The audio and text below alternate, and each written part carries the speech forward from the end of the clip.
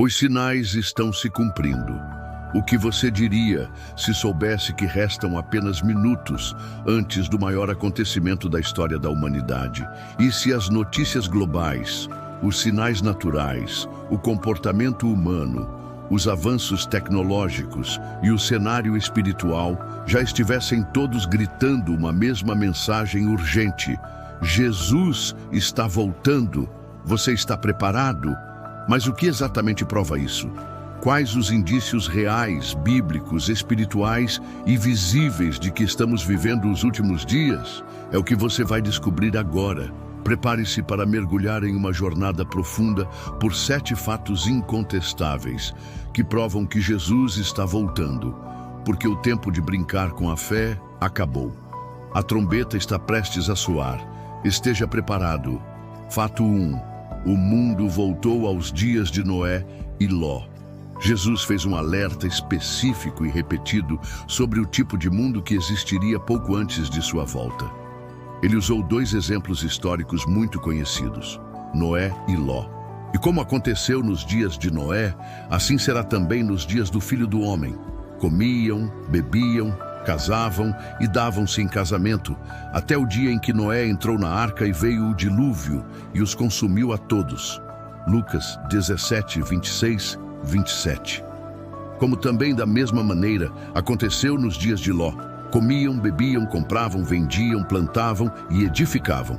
Mas no dia em que Ló saiu de Sodoma, choveu do céu fogo e enxofre e os consumiu a todos. Lucas 17, 28, 29. Essas palavras revelam uma verdade impactante. A volta de Jesus ocorrerá num momento de aparente normalidade. A vida seguirá seu curso para muitos. Negócios, festas, rotina social. Mas espiritualmente o mundo estará completamente corrompido. Nos dias de Noé havia violência extrema, perversão generalizada, desobediência a Deus em massa, desinteresse pela mensagem profética. A Bíblia diz que a terra estava cheia de corrupção.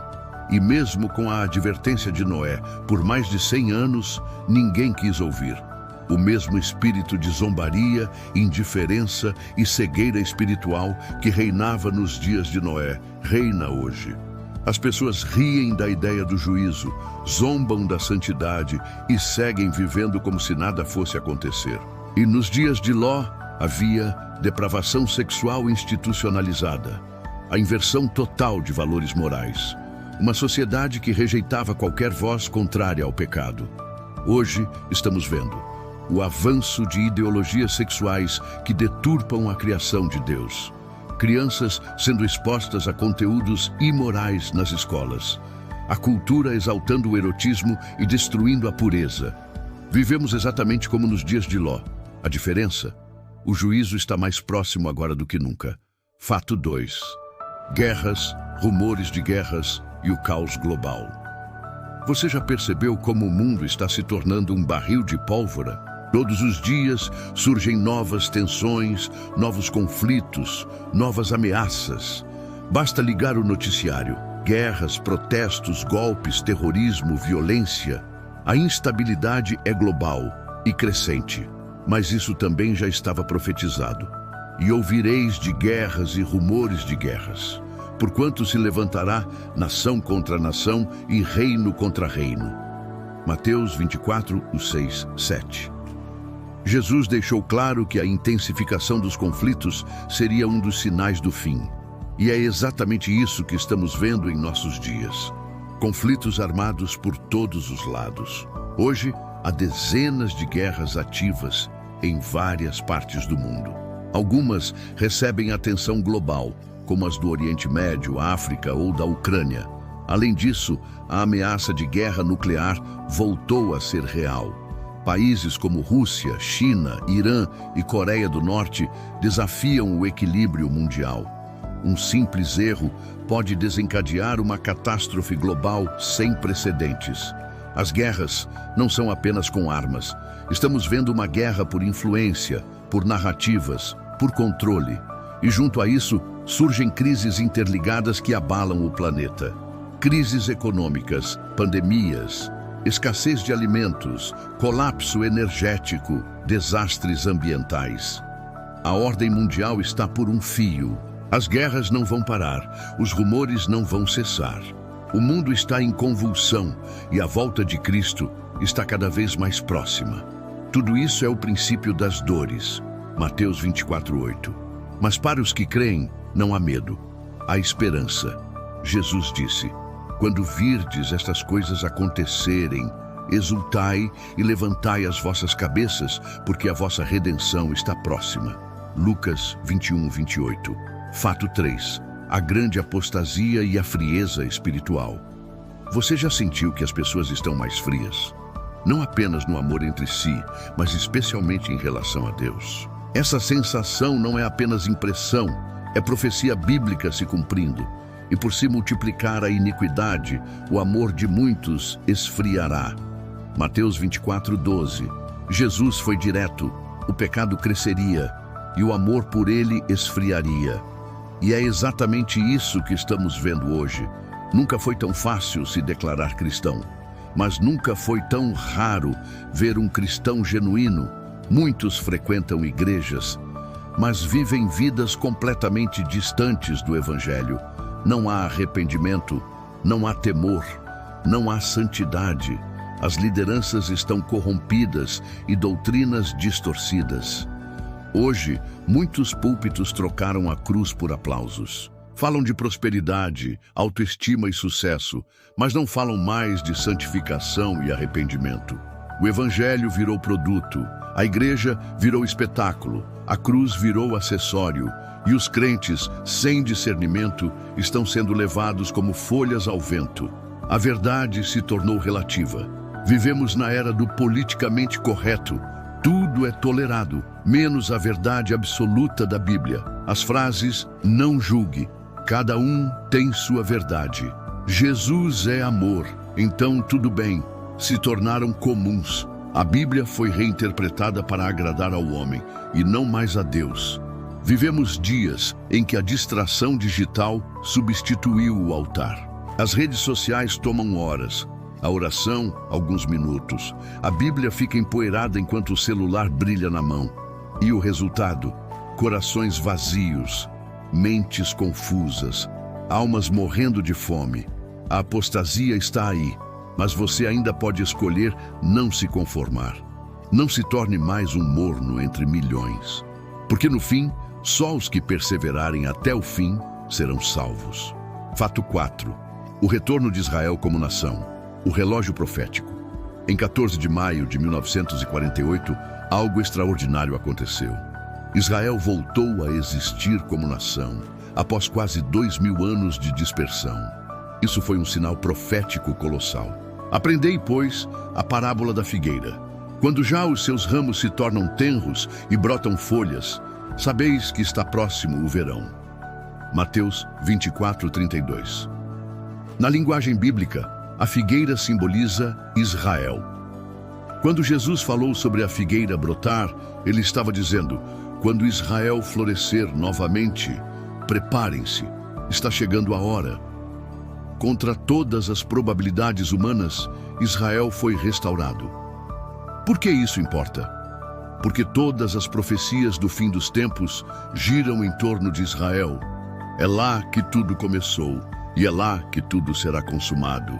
O reaparecimento de Israel é um lembrete divino de que Deus cumpre suas promessas e que estamos vivendo os últimos capítulos da história. Israel voltou, a figueira brotou, o relógio profético está tocando. Você está ouvindo? Fato 5. A globalização está preparando o caminho para o governo do anticristo. Imagine um cenário onde um único homem tem controle sobre o que você compra ou vende, o que você pode dizer ou não dizer, como você adora ou deixa de adorar. Na verdade, é profecia bíblica. E fez que a todos, pequenos e grandes, ricos e pobres, livres e servos, lhes fosse dada uma marca na mão direita ou na testa, para que ninguém pudesse comprar ou vender, senão aquele que tivesse a marca, o nome da besta, ou o número do seu nome. Apocalipse 13, 16, 17. Este é o retrato de um governo global, centralizado, ditatorial, tecnológico e anticristão. Mas para que isso se torne possível, o mundo precisa passar por uma transformação profunda. E essa transformação já começou. O mundo caminha para a unificação. Por décadas, temos visto o crescimento da globalização, barreiras entre países sendo quebradas, a economia se tornando interdependente, a política internacional se tornando supranacional. Instituições como a ONU, o FMI, a OMS, o G20, o Fórum Econômico Mundial, todas elas trabalham para integrar o mundo sob um único sistema. E para um homem dominar o mundo inteiro, é necessário que o mundo esteja unido, conectado e submetido. Estamos cada vez mais próximos disso. A tecnologia avança e pode ser usada como ferramenta de controle. Nunca o mundo esteve tão monitorado. Com a digitalização da vida, nossas conversas são registradas, nossos rostos são reconhecidos, nossos passos são rastreados. A tecnologia trouxe conforto, mas também vigilância. E essa vigilância pode ser usada para controlar. Sistemas de crédito social, como na China, câmeras com reconhecimento facial, inteligência artificial em tempo real, tudo isso já existe. Não seria difícil, hoje, proibir uma pessoa de comprar ou vender com um simples clique em um sistema central. O que parecia impossível há séculos, agora é questão de escolha política. E quando o anticristo surgir, essa estrutura estará pronta. Outro elemento-chave da profecia de Apocalipse 13 é o controle econômico. E o dinheiro físico é um obstáculo para isso. Por isso, o mundo está se voltando para pagamentos por aproximação, criptomoedas, moedas digitais estatais, como o real digital no Brasil e o yuan digital na China. Quando o dinheiro deixar de ser físico e se tornar totalmente digital, tudo estará sob controle. O dinheiro, a comida, a saúde, como diz a Bíblia, e as pessoas, acostumadas ao conforto da tecnologia, estão aceitando tudo sem questionar. O governo do anticristo não será apenas político e econômico, será também espiritual. A religião do anticristo será obrigatória. E para que isso aconteça, o mundo precisa estar religiosamente unificado. Por isso cresce a ideia de uma religião única, inclusiva, sem doutrina, sem cruz, sem santidade. O que parece ser um gesto de paz, na verdade é o embrião da religião mundial. Uma fé sem Jesus como único caminho, uma fé sem arrependimento, uma fé que adora o homem, não a Deus. E isso prepara o mundo para adorar o anticristo. A globalização é a preparação para a volta do anticristo. Mas há esperança.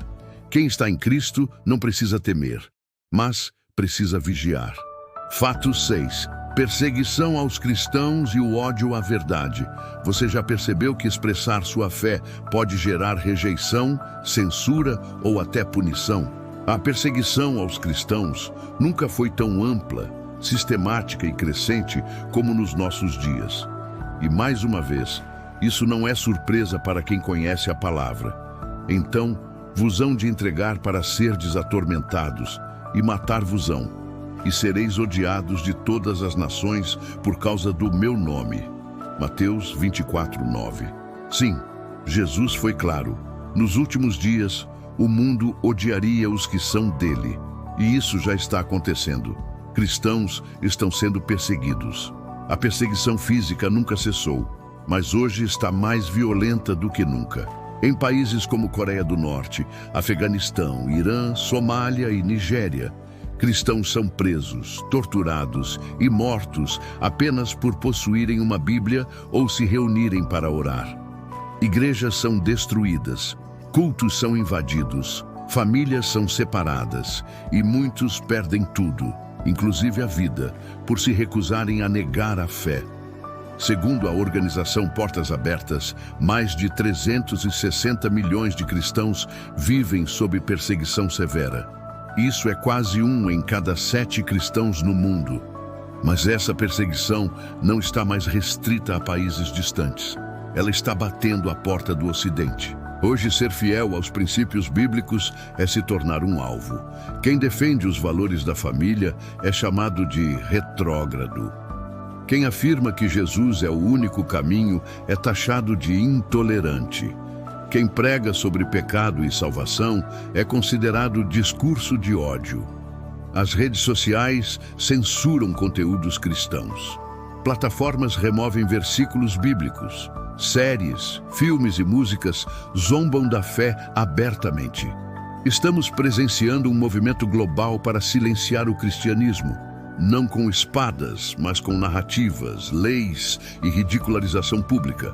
Mas esse tempo também vai revelar os verdadeiros discípulos. A perseguição sempre foi um fogo que purifica a igreja. É o selo de que pertencemos a Cristo. Fato 7. O Evangelho está sendo pregado em todo o mundo. Em meio a tantos sinais, guerras, perseguições, crises, apostasia, há um sinal que brilha como luz na escuridão. O Evangelho de Jesus Cristo está alcançando os confins da terra. É isso que Jesus disse que aconteceria antes do fim. E este Evangelho do Reino será pregado em todo o mundo, em testemunho a todas as nações. E então virá o fim. Mateus 24:14. Essa é a última peça do quebra-cabeça profético. O anúncio do reino, uma proclamação global de que Jesus é Senhor e está voltando. E o que estamos vendo hoje é uma corrida contra o tempo, um mover sobrenatural de Deus que atravessa fronteiras, idiomas, perseguições e obstáculos. O Evangelho está sendo proclamado como nunca antes na história da humanidade.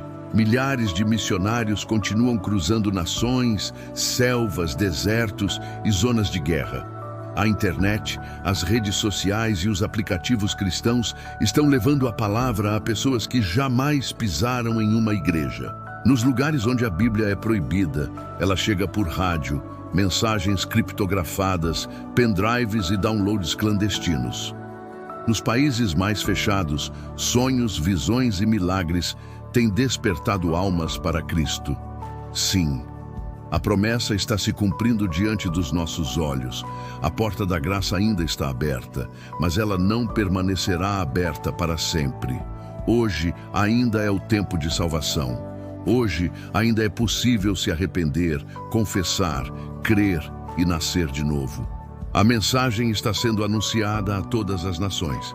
A volta de Cristo não depende de calendário humano, mas do cumprimento da missão. Quando o céu declarar missão cumprida, o Rei virá em glória.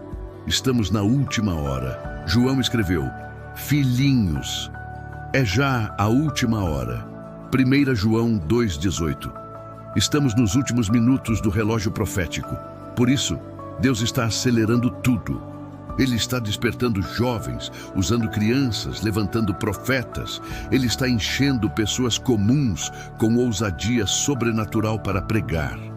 Porque esta é a geração final, a geração que verá a glória, a geração que poderá ouvir a trombeta ou enfrentará a ira. Diante de todos esses fatos proféticos, guerras, terremotos, pandemias, tecnologia de controle, apostasia, frieza espiritual e o avanço global do Evangelho, uma verdade brilha acima de todas: Jesus está voltando, e ele não voltará como cordeiro. Ele virá como leão. Não virá para ser julgado, virá para julgar. Não virá para ser crucificado, virá para reinar. Quando ele vier, não haverá mais tempo para arrependimento. Por isso, o tempo de buscar a Deus é agora, hoje. Se você sente que Deus está falando com você, não endureça seu coração. Que este texto seja um alerta para os mornos, um sinal para os perdidos e uma chama acesa nos corações dos salvos. Aleluia! Vem, Senhor Jesus! Se você gostou, curta e inscreva-se no canal para receber novos vídeos. Deus te abençoe.